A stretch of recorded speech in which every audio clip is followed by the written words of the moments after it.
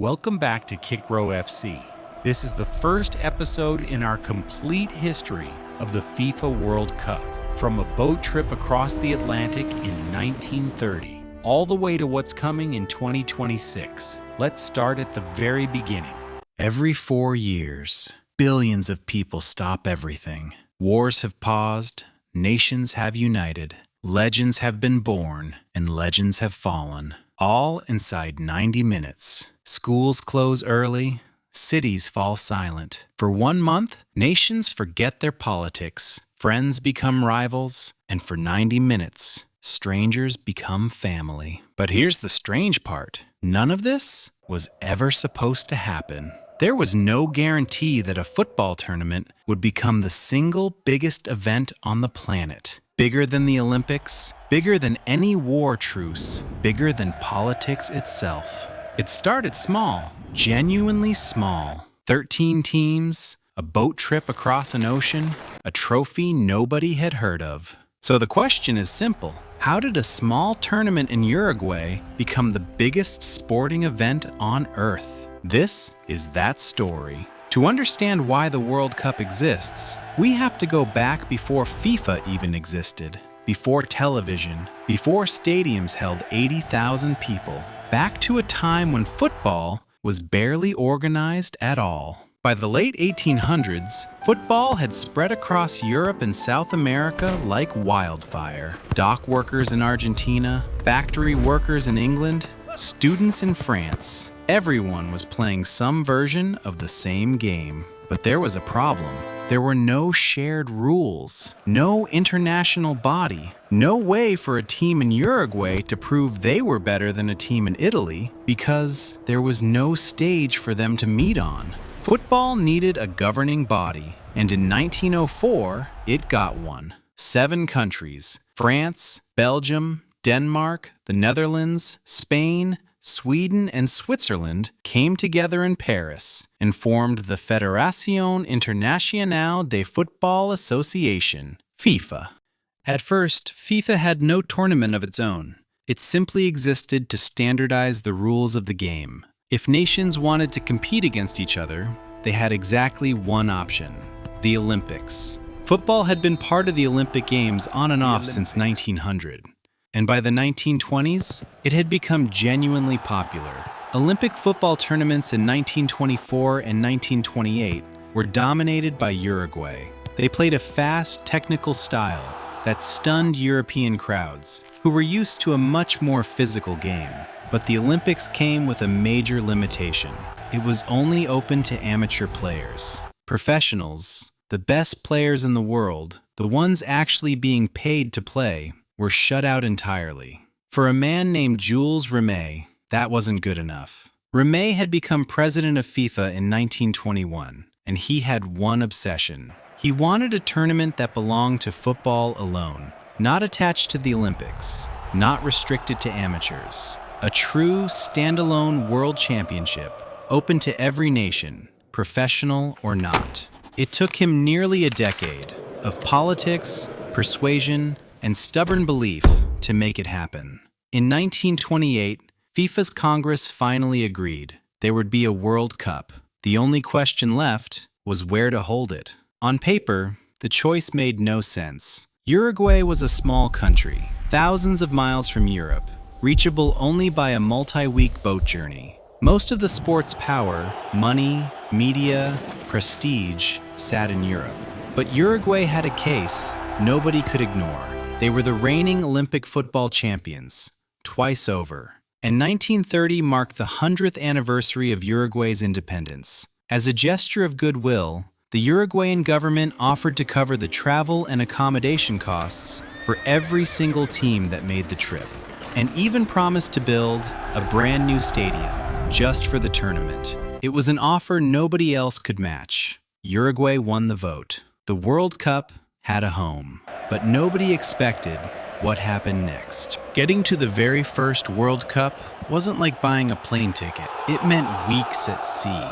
For European nations, a trip to Uruguay meant a boat journey of 2 to 3 weeks each way. An enormous commitment for players who, remember, weren't full-time professionals paid to travel the world. Many clubs simply refused to release their players. National federations balked at the cost and the time away. In the end, only 4 European teams made the crossing: France, Belgium, Romania, and Yugoslavia. Combined with 7 South American nations and 2 from North America, the United States and Mexico, the very first World Cup kicked off with just 13 teams. No qualifying tournament, no global build-up, just 13 teams who were willing to make the journey. The French squad crossed the Atlantic aboard a ship called the Conte Verde, picking up the Romanian and Belgian teams along the way. Legend has it, Romania's players were only able to attend because the country's king personally selected the squad and arranged for their employers to guarantee their jobs would still be waiting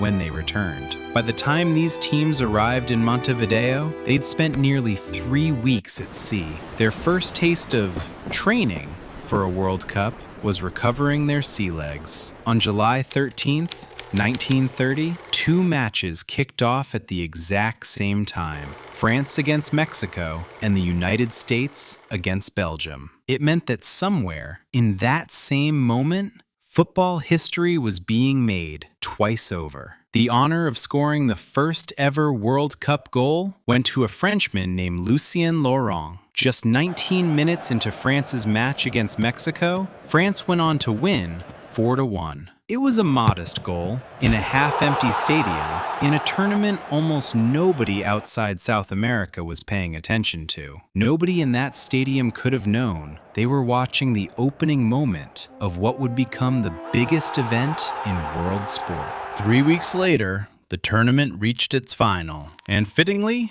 it came down to 2 neighbors and fierce rivals: host nation Uruguay against Argentina. The atmosphere was unlike anything football had seen. Tens of thousands of fans crossed the River Plate from Argentina by boat to be there. The newly built Estadio Centenario was packed to capacity, with reports suggesting the crowd swelled past 90,000 people. The match itself was tense and closely fought. Argentina actually led at halftime, but Uruguay stormed back in the second half, scoring 3 unanswered goals to win the match 4-2. Uruguay were champions of the world, the very first nation to hold that title. Back home, the celebrations were so intense that the following day was declared a national holiday. It was a small trophy for a small tournament played across just 18 days by 13 teams who'd taken enormous risks just to be there. But something had been proven. Football could unite entire nations around a single moment, around a single ball. Nobody watching in 1930 could have imagined what this tournament would become, because in less than a decade, the very thing that had united the world would nearly be destroyed by it. Uruguay 1930 proved something beautiful, that a game could unite the world, but the next 16 years would prove the opposite, that the same world could just as easily tear itself apart. By 1934, the World Cup had moved to Italy, and on the surface, it looked like progress. Bigger stadiums, more teams, a genuine qualifying tournament for the first time. But football in Italy in 1934 wasn't just football. The country was under the control of Benito Mussolini, and Mussolini understood something dangerous. A World Cup winning team could be turned into a piece of propaganda, a symbol of national strength, broadcast to the entire world. Italy won that tournament, and whether the football alone deserved that trophy is a question historians still argue over to this day. What isn't in question is this: for the first time, the World Cup had become political.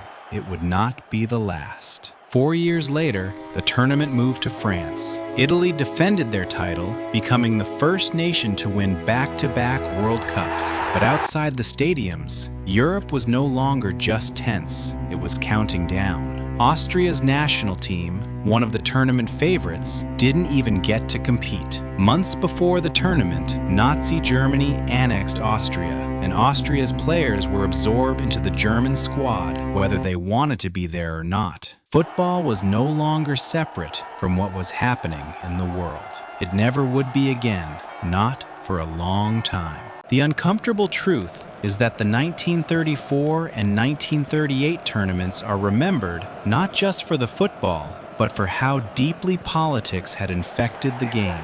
Fascist regimes in both Italy and Germany used football success as proof of national superiority, a message broadcast to millions. And then, less than 18 months after that final whistle in France, the world stopped playing games altogether. World War II didn't just delay the World Cup.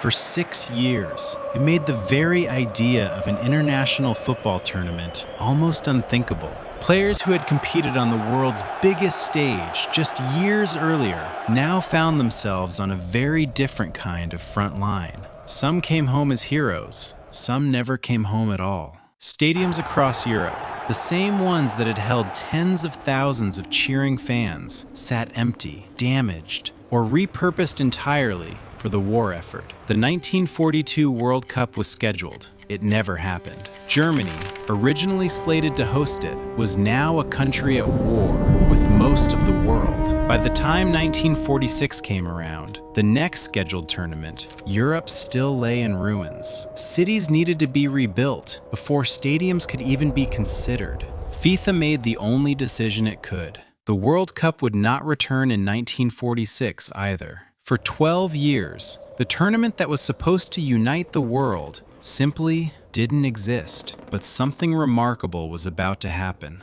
As the world slowly rebuilt itself out of the rubble of war, football would rebuild itself too, and it would return, not quietly, but with one of the most devastating moments in the history of sport. If you don't want to miss it, hit subscribe and turn on notifications. This series is just getting started. And if you want to watch episode 2 right now, it's right there on your screen. I'll see you in episode 2.